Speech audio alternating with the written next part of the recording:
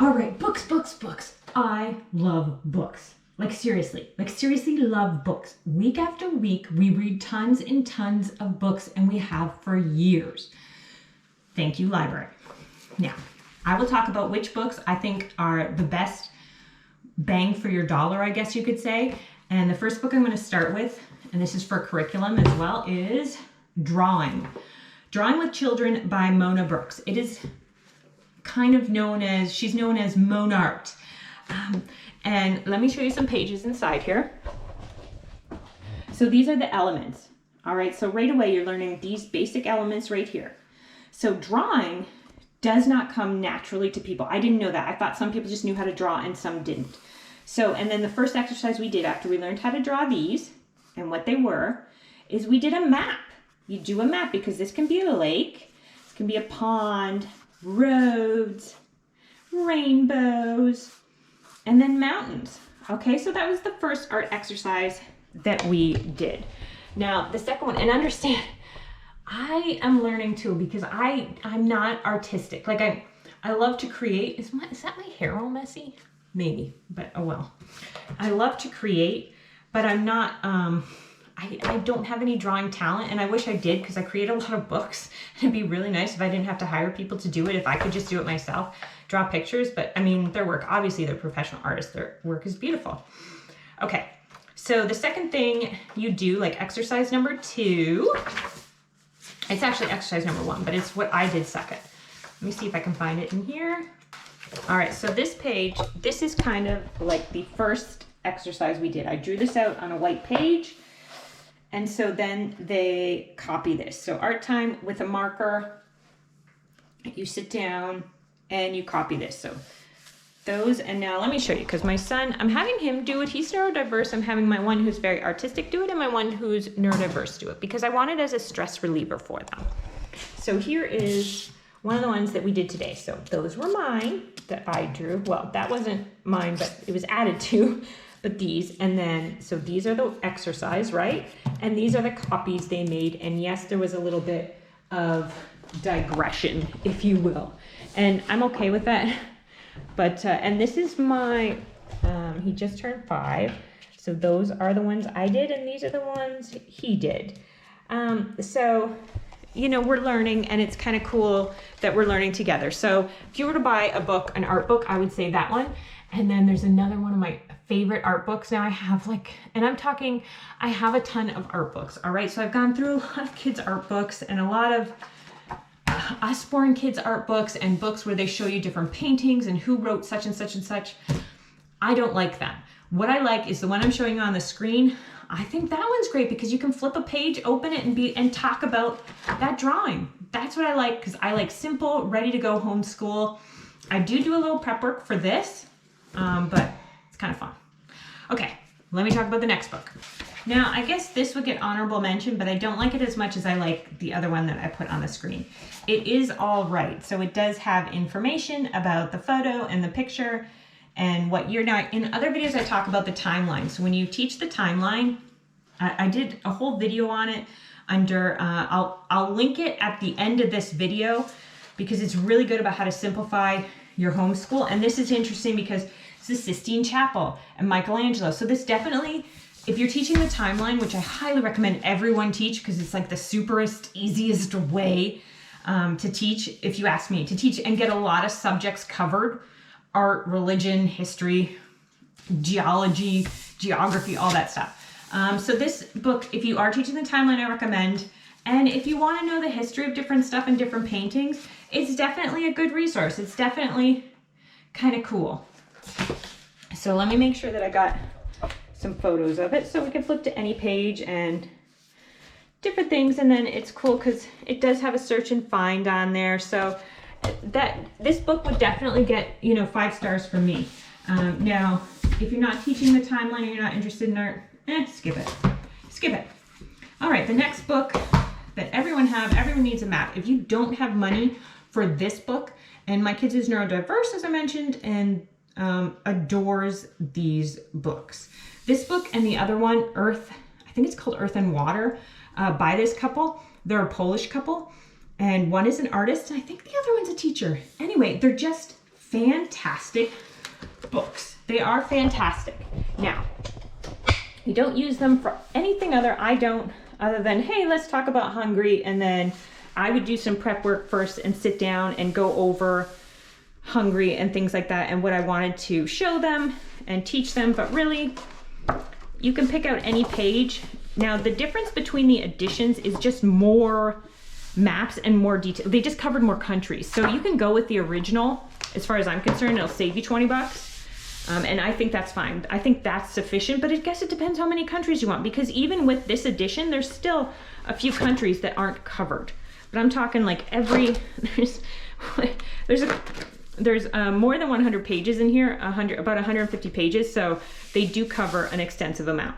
But you can also just use this as a map if you're discussing things as well. If you do not have money and you do not want to spend money on that, every single library that I've seen has one of these books. They may not have this version, but they do have this book. You can always find it at the library.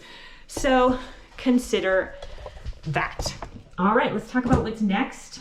Let's talk about what's next on my book. Now, as far as maps, again, if you can't afford this book, the maps book I was just talking about, every library has it. Every library has this as well, but this one is kind of a spine, meaning that you use it. If you teach the timeline, you'll use it, or history at all. You'll use this and you'll reference it a lot, okay? So getting at the library is not like a super great option for me, and I would give it, I guess maybe a 3.5, 4 stars as far as good books go, because it does have some interesting things. What I wish it had more is more information on the landmarks, but it's covering history, right? So it does have, so it goes through, and for example, you got the Persian Empire, and then you got China's Great Wall. So it does have some really cool information and some really cool pages. So I guess, yeah, I mean, it's 4 stars if you ask me. And then it has different timelines. That's the medieval timeline, the Silk Road. The problem is, I guess my only issue is that it's trying to cover a lot of stuff in here, and I give them credit for trying to cover a lot of stuff, and they covered each page in each world is kind of covered a little bit differently. So here, this is super neat, as you see the Vikings and the path it is. So it's not, in itself, it wouldn't be enough to cover the Vikings, all right? So in itself, obviously, it's not enough to cover the Vikings because you only get 2 pages, but you get a good amount of information on those 2 pages. And it goes all the way up until the Cold War. So it does cover the Cold War and then the Space Age as well. So it's just one of those books that if you're pulling out, that you're gonna reference again and again a little bit, right? It's just like you can pull it out and pop it in. Speaking of that, along with those books, is a book that I don't particularly care for, but everyone loves. Not everyone. People who have curriculum, I guess people who make curriculum always recommend this book as a spine, meaning that you references again and again and again. I have a couple issues with this book. The main thing is that it's not enough information. So it's basically, so the concept is genius. I think it's brilliant.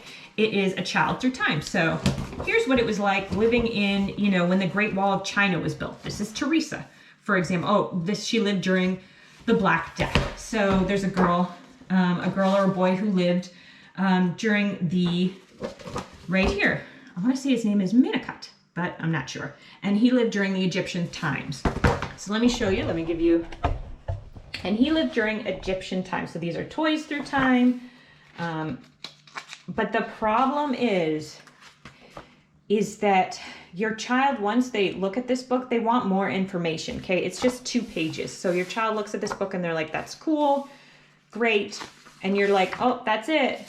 This one happens to have 4 pages, but again, you're like, okay, what would a child live like through that area? So again, a genius concept. The problem is then your kid's looking at it and he's like, okay, well, I want more information. You flip the page. No, it's another time. So they don't give, like right here, toys through time. So it is cool. It's definitely a spine that you'll reference, but once your kid sits down, if you're talking about, say you're talking about the Ice Age, because they do have a child through the Ice Age. It's probably the best way. They have a child during the Mayan ruins. Okay, so say you're talking about the Ice Age. Well, this is great and it's super cool and your kid can look at it, but then your kid's like, okay, flipping to other pages and you're like, I mean, that's fine, but there's just not, again, it's not a lot of information on the Ice Age. And my child who is neurodiverse, who's almost 7, when we watch documentaries, because he loves documentaries, he loves history, when we're watching documentaries, he thinks he sees that child in the documentaries. And so kind of explaining that concept to him was a little like, no, that's her. And it's like, all right, it's her. You know, but it's not really her. It's an actress who's playing her. But however, so it is good. But if you don't have the money for it, in my mind, don't worry about it because it's just, doesn't have that much information because it only has a page or 2 on the topic, which is the same as When on Earth. So if you're okay with that, then go ahead. This, I love When We Became Humans. I think it's cool. It talks about Lucy. It's great for just because it really dives into a topic. See, so if this really dove in to say, you know, like say it had, you know, the Ice Age, then the Stone Age and stuff like that, and it only covered a couple things, it would be able to go more in depth. Like this just goes in depth because this is When We Became Humans, and I think it's very cool. I think it's very interesting as far as how we all originated and Lucy, the first person they found, and thing like that. So it's kind of cool, especially if you're teaching the timeline. That's when I used it, because when you teach the timeline, you go through like, you know, the first humans, and you can start whenever you want. You can start whenever. If you don't believe in evolution, you don't have to teach evolution. You can go right to, you know, ancient civilizations or so. Now, this is the Smithsonian timeline. The Smithsonian timeline. Now, what I like about this is that it does cover the age of dinosaurs, so it explains to you a few things, and it's easy to understand. So again, it's a spine, meaning you would reference it a bunch of times. Human ancestors, I like that it covers. I say a lot. So it talks about working with metals, and then it goes through time. So I do like it. I do definitely think if you are teaching the timeline or you're teaching any type of history, you want timelines of everything. So this I would say is a must, because even if you don't show it to your kids, it's a reference for you, and it does have some beautiful pictures.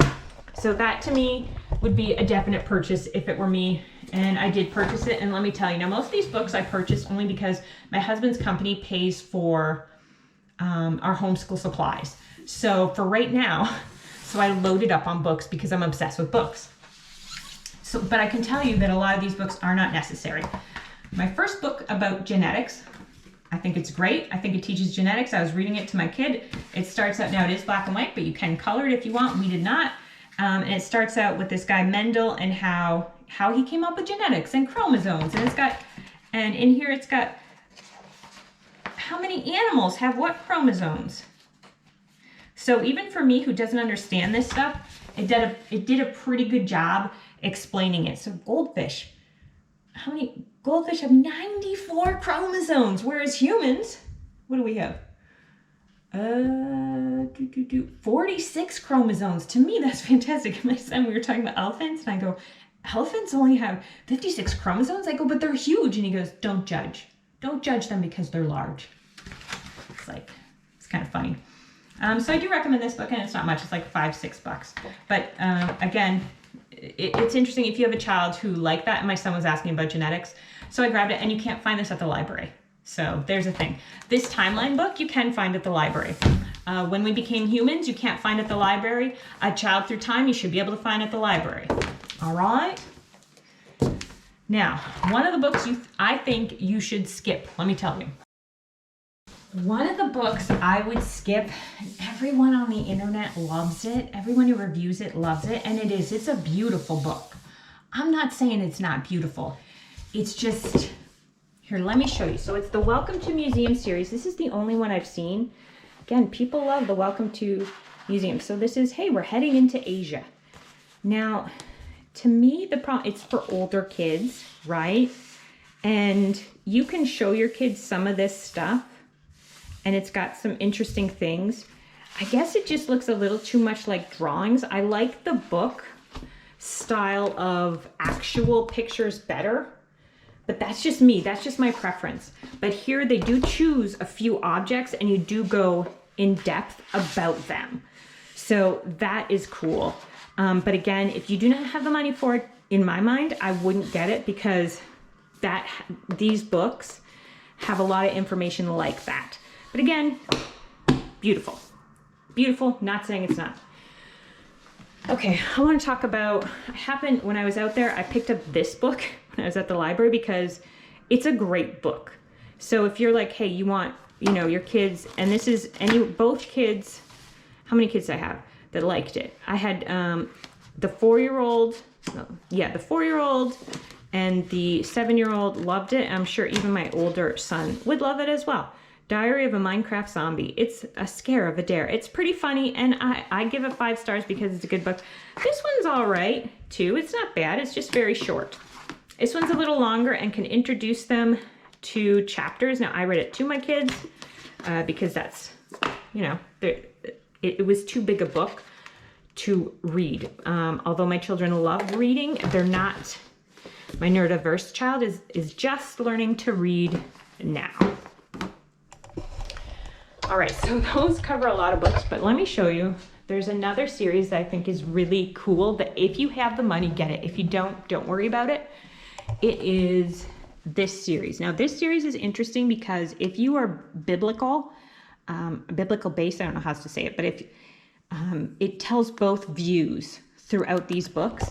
But what's also cool about them is, let me pull out the cave book and see if it does it in the cave book.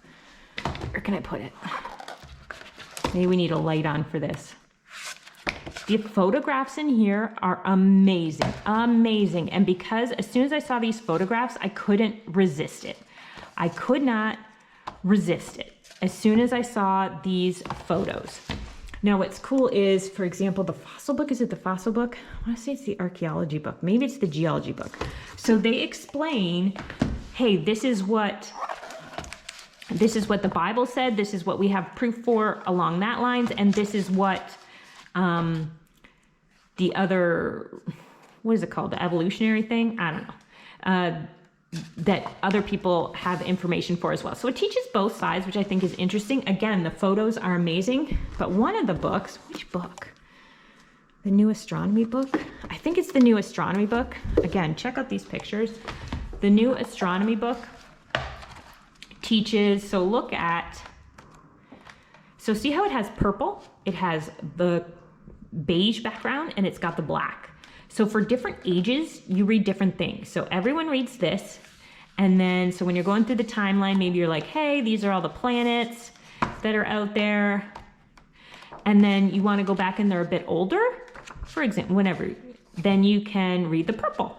They get even older, you read the black. So a lot of those have that as well. So again, if you don't have the money for this, it's not necessary at all. But it is very, gosh, I just think it's a really well done, beautiful series. So it's especially good if you want to teach about the world, but you also want to teach maybe both views, or just make sure that the biblical view is included. Okay, and some other books I want to show you that are really great. Let me pull them over. I'll bring them for the kitchen where the light's a bit better. Oh, heavy. That are must-haves in my mind for your homeschool room, especially if you have kids under, I mean, I would even say 9 and under. Like, you still glean helpful information from these, the Usborne series, no matter what age you are, and they're easy reads. Okay, so those I recommend. It's the Usborne Science. What do they call them? The Usborne Beginners Science. And this is the Usborne Beginners History. Very cool as well. Digging up the past, castles, Vikings, the Maya, Romans, the Celts, ancient Greeks, and Egyptians. So if you're teaching the timeline, or you're just teaching history in general, or maybe, morning basket, you're like, hey guys, which one of these books look cool to read? They are. They got such cool information, good information. And, even my 4-year-old who doesn't like to read will sit down and go through it with you. if you were. And I've looked through other books that people say are great too. So it's not like these are the only books I've owned and looked through. No, I've looked through tons of them, but these are just my top ones. Now, what about, this book is great. It's one of the few that actually teaches evolution. So if that's your thing, go ahead, The Mass Extinctions. Now, the problem is that with any book, the problem is that they're always getting new information. Although they did find where the asteroid hit, and in the book that I created that I put on the screen, which is like a prehistory kind of, it gives you a list of like the best books and then the best videos, and then it's a book that you go through with your kids, right? So like when you're teaching history, and then they can write what is the most important things that they learned from when you're studying dinosaurs, when you're studying all these different things. They found where the crater hit. It was in Mexico. So the thing is about these books is the problem is I don't think they last that long. If you are teaching evolution in that book, the prehistory book, it does have some recommendations, some books that I think are really good to help teach it. But this, again, the problem is they're always getting new information. Like they just found a new, they found a new body that indicated that we were actually on the earth like 100,000 years before they thought, or 200,000 years before they thought, something like that. I put it into the prehistory thing under notes and stuff like that, because I always put the most important facts in there. But so anyway, as far as books go, I hope, just trying to open this, I hope that gives you a start as to some books that would be super cool for your homeschool, and some books that you can just pass on, that you can pass or decide yourself, right? Decide yourself. So anyway, hopefully if you like this video, let me know if you want more videos on this. If you want me to do books that my kids have loved, like books for kids that aren't great readers, books that kids who hate reading like, and things like that, let me know. Let me know and I will get to it. All right. Bye-bye. Can you say, please like and subscribe? Please like to like. And hit the bell for notifications. Hit the bell for notifications.